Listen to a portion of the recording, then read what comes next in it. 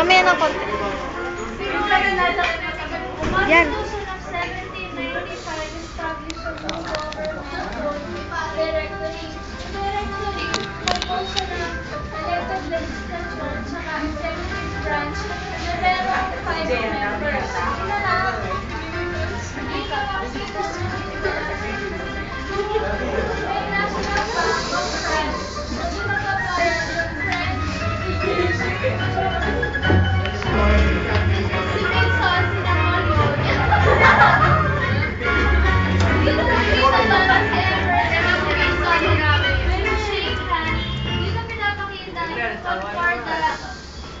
Of 1801 na agreement between government at saka yung Pope.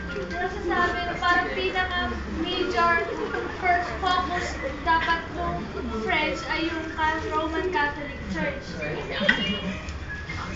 Napoleonic Code, doon ginagamit doon sa Continental System, kung saan parang in-order ni Napoleon na yung European nations ay mag-stop sa pag-trade sa Britain.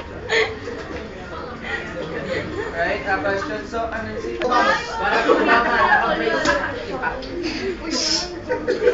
Dinipin po ni Napoleon yung Britain, Russia, and Netherlands. Isa pa rin sa dinipin ni Napoleon ang satellite stars ng Spain at Italy. At ang alis na pinakompose ng Austria at Russia.